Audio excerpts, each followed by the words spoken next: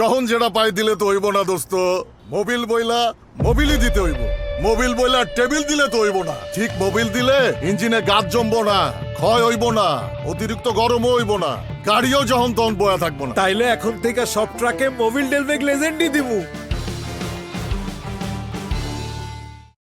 আসসালামু আলাইকুম ভিউয়ার্স, আপনাদের প্রত্যেকের জন্য আরেকটি ইফেক্টিভ এবং গুরুত্বপূর্ণ কন্টেন্ট নিয়ে আমরা দাঁড়িয়েছি। সেটা হলো, আপনারা জানেন আমরা যারা গাড়ি চালাই এবং যারা মেকানিক্স আছি তাদের জন্য কিন্তু আমার এই চ্যানেলটা খুবই গুরুত্বপূর্ণ বলে আমি মনে করি, এবং আপনারা অনেকেই এটা দেখেন এবং উপকৃত হন বলে আমি মনে করি। সেজন্য বলবো, আমরা যখন ইঞ্জিন চালাবো তখন কিন্তু অবশ্যই ইগনিশন সুইচ দেওয়ার সাথে সাথে এই অয়েল প্রেসার সুইচের অয়েল প্রেসার ল্যাম্পটা আছে না, অয়েল প্রেসার ল্যাম্প, আমি কিন্তু বলছি অয়েল প্রেসার ইন্ডিকেটর ল্যাম্প, এটা এই ল্যাম্প কি করবে?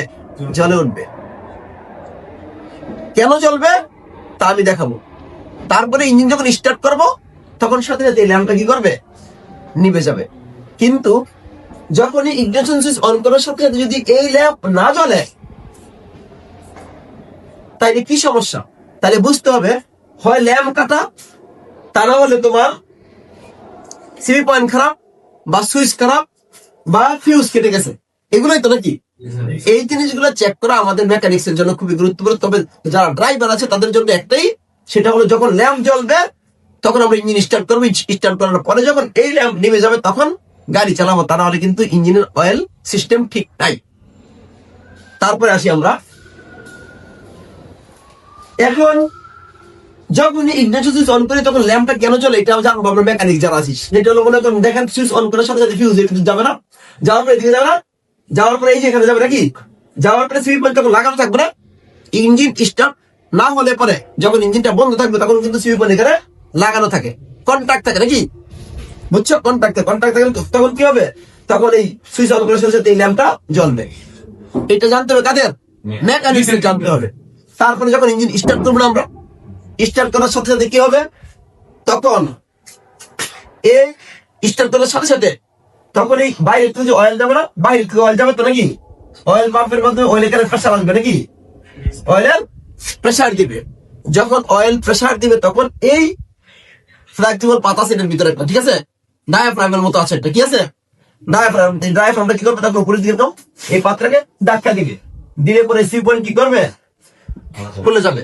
যখন সিভি পয়েন্ট খুলে যাবে তখন এই বাতিটা অফ হয়ে যাবে নাকি।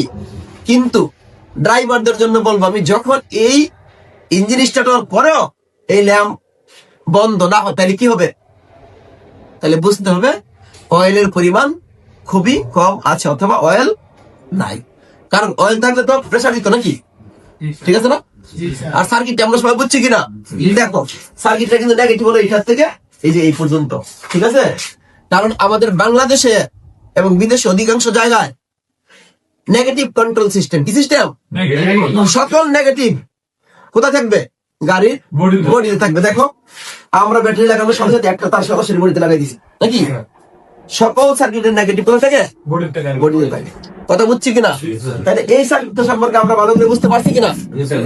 মোটামুটি যদি এটি আমরা দেখি বারবার, তাইলে পরে এই সম্পর্কে ভালোভাবে আমরা বুঝতে পারবো বলে আমি মনে করি। ধন্যবাদ সবাইকে।